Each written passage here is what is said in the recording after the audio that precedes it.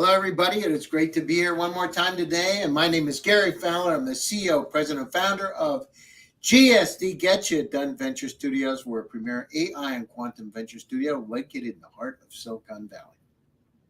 I'm a 17-time serial entrepreneur with several unicorns under the belt. I was on the original management team at Click Software, which was sold to Salesforce for $1.35 billion. And also Eva.ai, an AI agent tech company that I co-founded with Dr. David Yang. We were one of the first generative AI companies pre-transformer models in 2016. And with that, today, Runday Presents is my show, and I'm the host.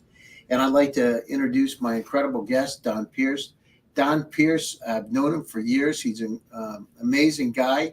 He's a senior advisor at Torres Trade Advisory and a retired special agent from the U.S. Commerce Department's Bureau of Industry and Security. He's a subject matter expert in strategic trade control policy, transnational criminal investigations, and national security issues using his 30 years plus, yes, 30 years plus experience in government to keep companies compliant and competitive. Leading the global risk monitorship and investigations practice, he provides real-world solutions and guides to companies and governments on security and compliance strategies, due diligence research, and successfully implementing and navigating multilateral trade controls. Ooh, I love that stuff. Hey, Don, how you doing today? I'm doing great, and it's rare to hear somebody say that they love that stuff. So yeah, well, I've known you for years, man. How many years ago did we meet? Was it 10, 20 years ago. 20 years ago. Isn't it unbelievable? 2004 in Moscow. Unbelievable. And here we are today, right?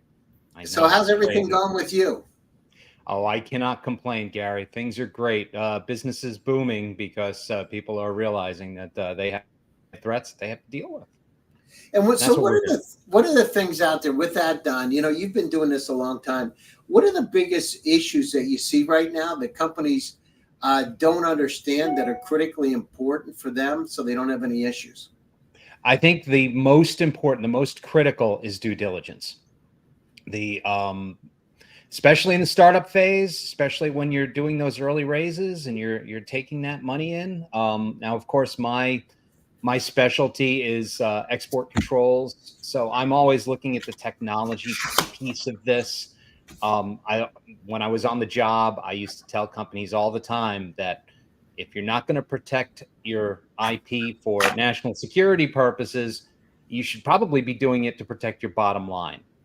And I know of several companies that, or some well-established years of successful production, have their IP stolen. And the next thing you know, there's a cheap copy of what they make, and it's a duplicate. And this can cripple a company. It can, could be it could be a very short turnaround from we've had a problem to we've lost market share. And understanding where those challenges lay, oftentimes the things that people overlook is information security begins at home, but includes all of your third parties. And knowing who you're doing business with, knowing who you're taking money from. I mean, what kind of things have you seen, Don? Like, give us some examples. Like, what real world situations without naming names? What? All right. Well, I can name names on this one because it's ripped from the headlines. Just a couple of days ago, it broke that the software that's being used on the UK's new nuclear submarines is written by a Belarusian company. Now, you're probably wondering why that would be an issue. Well, first of all, there are regulations in the UK that mandate the use of UK only contractors and subcontractors in military, in this specific project, but in many military projects. So now you've got a problem because somehow you subcontracted to someone who you probably shouldn't have subcontracted. But how do you know, though, Don? Because somebody in this world, you don't know where they're located anymore. It's hard to say. And then they have a bank in Cyprus or they got a bank in the U.S. How do you even know where they're located? Like, seriously. And I can tell another great war story here. I hope you don't mind me just storytelling today. No. Go ahead. Years ago when I was on the job, we had a company that was tricked into selling a laser system to a middleman in Dubai, who then passed it on to an end user in Iran. Violation of U.S. export controls. We already knew that the laser was in Iran because we had done an end use verification in UAE, and they told us that some guys came and picked it up, and we were able to track it down to the port and see it sailing off into the sunset. So, so again, horse out of the barn, but we got to make sure the barn door is shut now. So we've gone to interview the U.S. company, and they lay out the transaction. And in that transaction, there were several red flags that they missed. One was the company that was buying this particular laser system didn't really have a plan for what they were going to do for it. And what was really interesting about this one was that this laser system had been custom made for a company which then went out of business. So, obviously, maybe you're a startup, you're trying to buy stuff on the cheap. That makes sense to maybe get something that was configured for something else and then reconfigure it yourself. I mean, a lot of this stuff is software nowadays, right? Right. Well, in this case, you had a company that literally had no idea what they were buying, and then changed the delivery address just shortly after being notified that the item was on the docks. Changed the carrier. And then this is the piece de resistance. Always look at where you're getting paid, right? Because when we went in there, we asked them, who paid for all this? Because, we want to follow the money. And they said, well, we got paid by a wire. I'm like, well, could you pull a copy of the wire so we can get the corresponding information, the correspondent bank, the account it came from, the account's name, company, and I'm, I shit you not, Terrani Express in Toronto, Canada. Really? Yeah. So so that's what we in the business call a clue. Now, do the Canadians have a relationship with Tehran? Are they allowed to Iranians? So at the time, yes, it was a lot looser than it is now. The geopolitics of export controls, it's really interesting to follow, and especially now you've got probably the largest coalition of Western countries looking at transactions involving Iran and Russia specifically, also North Korea. And most of this is coming out of the invasion of Ukraine. You're finding munitions built in North Korea and in Russia and in Iran on the battlefield there. And if you pry some of those open, you're going to find Western, many of them American, and some of them probably counterfeit, but many of them, legitimate. Because there's just such an international trade in this that if you don't know who you're doing business with, you're really putting your reputation at risk. Well, I mean, what happens, Don, if somebody, let's say somebody gets, they sell something to somebody, they're located in Canada, they sound legit, everything seems to be legit, but they haven't been able to do anything, and it ends up one of those nefarious persons are on the back end of it. I mean, how do you know? Because it's hard to say where anybody is anymore, right? You're on a Zoom call, they got a background. It looks like freaking Punxsutawney, Pennsylvania, right? That's a very valid concern. And front companies often fool the U.S. government for years because, let's face it, currently in the Bureau of Industry and Security, there are about 150 investigators. So not a lot of people on this problem right now. So that means that we're relying on industry to do that type of background detective work that you would normally think the government would be doing for you. Right. And granted, as a government agent, I had access to certain databases that the average human doesn't. Mm-hmm. But that being said, we live in a great age, Gary. You have on your desktop right now access to the type of satellite photography that 30 years ago was restricted to nation states with a big budget. And you can pull it up on your phone. there's a lot you can do to verify a partner, a potential client, an end user, a supply chain partner, and you can do it right from your home. Now, it's tricky. I teach a course on open source investigations for trade compliance professionals, and I have one of my slides is this bell curve showing on each side. It's just fancy Googling. So if you can learn how to utilize, and with AI, this is even better now. If you can learn how to utilize some very basic search parameters, and you can understand a lot more. And if you don't want to do it because you're afraid your IP is going to be stolen, or you're going to accidentally get involved in the production of weapons of mass destruction overseas, do it because the more you know about your customers, the more you can sell them. Or do it because the more you know about your partners, the easier it's going to be to convince them to continue your partnership. The thing is, like if you're selling something to a country that has a good relationship with the U.S. and they happen to resell to another one of the nefarious countries because they have a relationship with that country and we don't, right? And then what happens? I mean, how do you know? What happens if somebody buys something from you and legitimately doesn't want it or need it, and they end up reselling it? It happens to be one of those countries that they have a relationship with and we don't, and it's on our list and it's not on theirs. What happens? I mean, there's another brilliant situation ripped from the headlines here. Everyone is looking for NVIDIA chips. Everyone wants to build AI. Everyone, and I mean everyone, wants to get in on that action.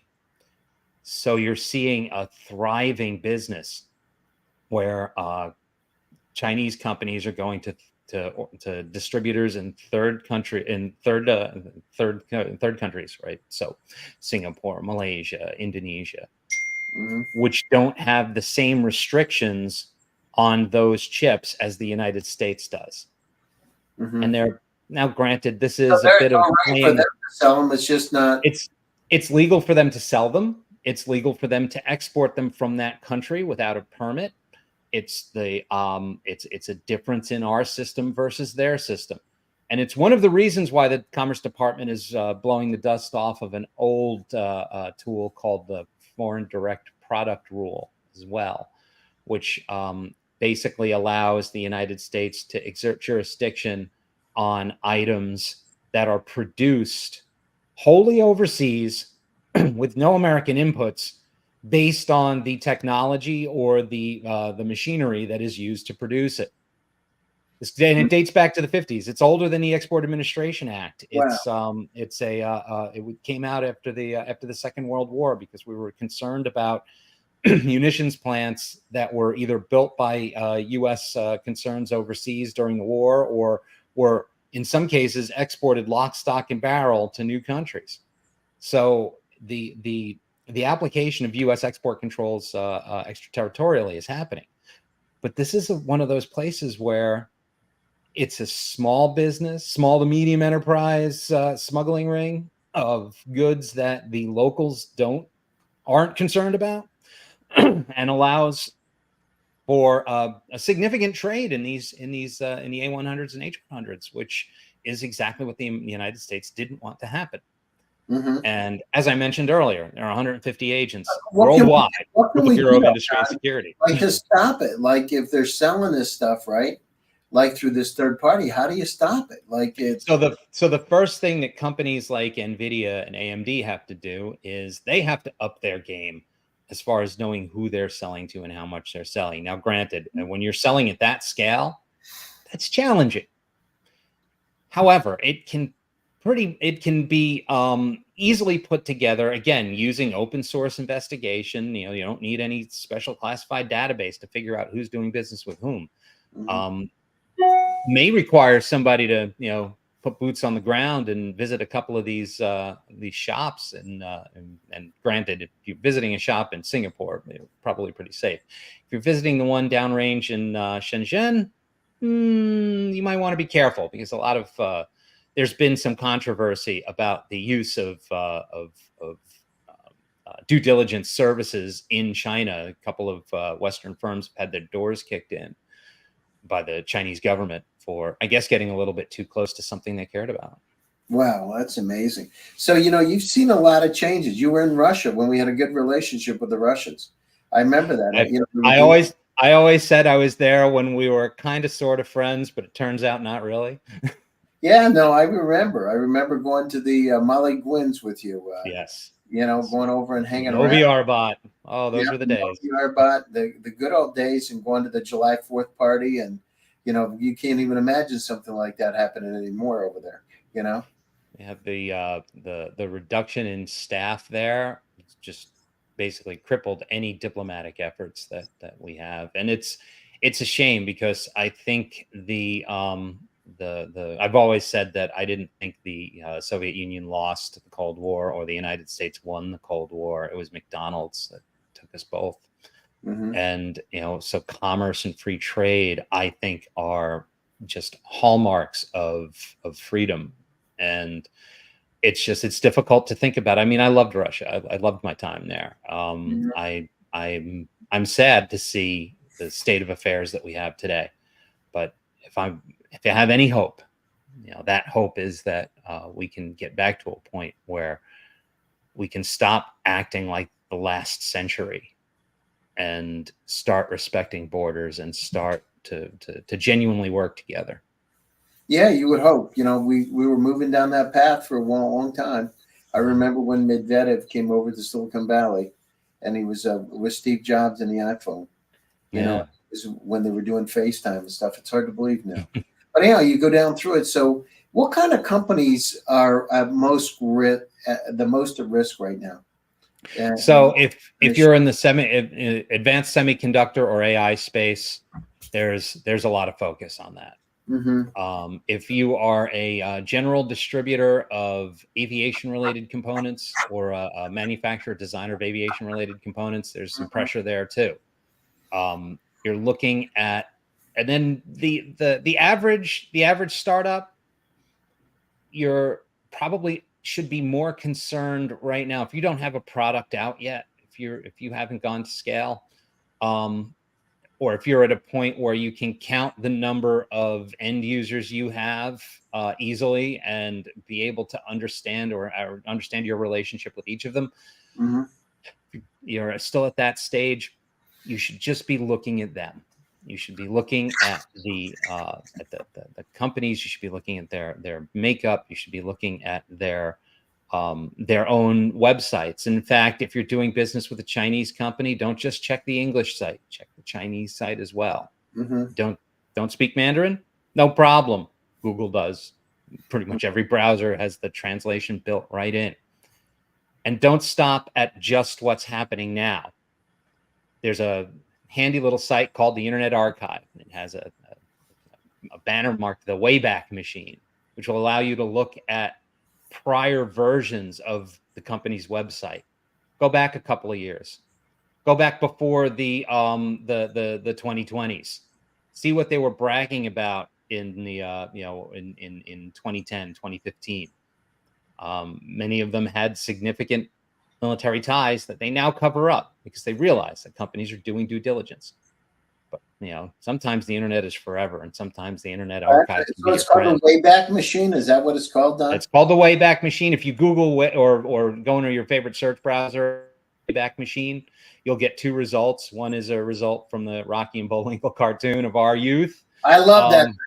Yeah, but the other is the Internet Archive, and it's at archive.org as well.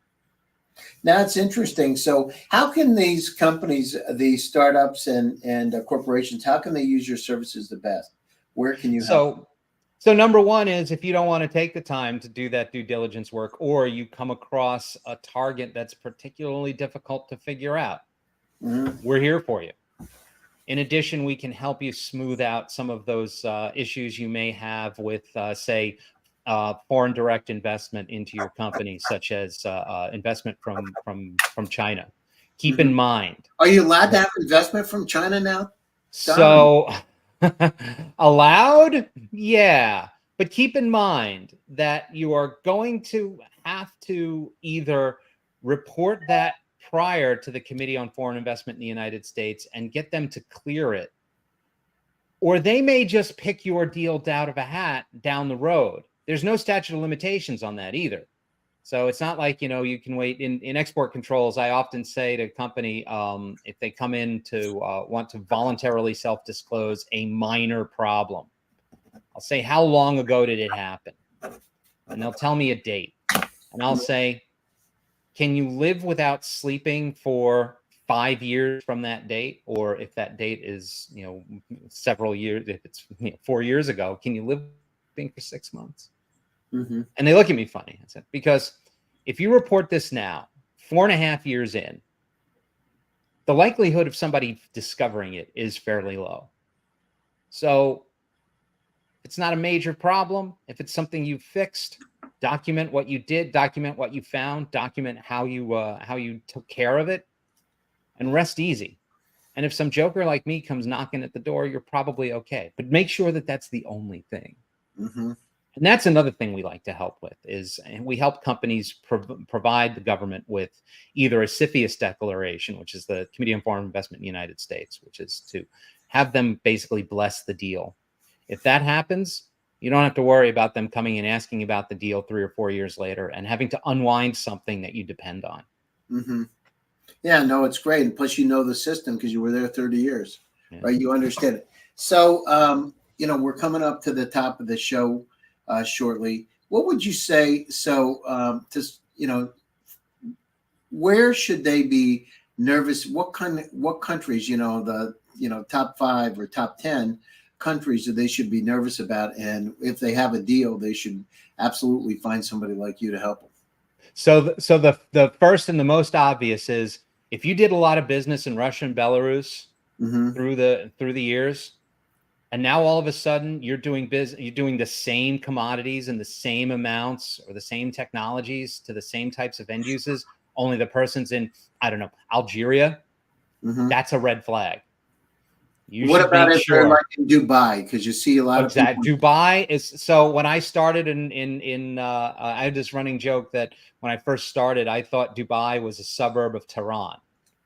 The amount of smuggling from the United Arab Emirates into Iran at the time was astounding. And it does continue to be a problem for the same reason that many major transshipment points in the world are a problem. There's a lot of cargo going through. It's easy for things to slip through the cracks. And while there are associated trade controls in the UAE, some of them don't apply to lower level, lower technology items, which are exactly the things that the Russian Federation needs and the Iranian government needs for their drone and UAV and missile programs. And do they really? So that's how they get a lot of these things for those drones now. They're absolutely, and it is a thriving business. It's one that we frequently referred to as the whack-a-mole problem, which is once you shut down one front company, another one pops up. The difficulty for the average exporter from the United States is recognizing those red flags, because while they've been doing it for years, they still make mistakes. And in some cases, there are just some things you can't undo. If you sold a very particular component to a particular end user, and that product was made in, say, Russia or Belarus, if all of a sudden somebody comes into you with a big order on short notice for a domestic sale for something you've never sold in the United States but only sold to Russia, think real carefully before you do that deal. And frankly, there could be a good explanation. There absolutely could be a legitimate explanation. You have to ask the questions. You have to have and you should probably, trust but verify. You should basically try to figure out how you're going to make sure that this person is being honest with you. Yeah, that's a tough thing. You never know, right? So you were staying like in the U.S., so somebody could set you up in the U.S. and want something sent to them that was going to be distributed. That's right. Many of the front companies that have been in the news lately after being busted by BIS, that's they do a domestic transaction to get the goods. They then ship the goods to a third country and then onward through either a rat line from Eastern Europe into Russia, or in some cases, just a direct re-export. Wow, that's amazing. All right, listen, we're at the top of the show. So closing thoughts, and how do people get a hold of you? So you can get a hold of me at torrestradeadvisory.com. You can also find us on all the major socials, and we look forward to helping you. Now, thanks, Don. And for all of you out there, I've known Don many, many years, 20 years plus years. He's a real good guy. Worked with him a lot when I was in Russia. Real good guy. So if you need some help and some advice, the thing you don't want to do is end up getting a fine for something that you did just because you didn't know it. So he can point you in the right direction. To all of you out there, thank you for taking time out of your busy schedule to join us one more time for Runday Presents. My name is Gary Fowler, and I'm your host. Stay happy, stay safe, and stay healthy. And I'll be back to you all again soon with another exciting edition. Thanks, everybody. Take care of yourselves.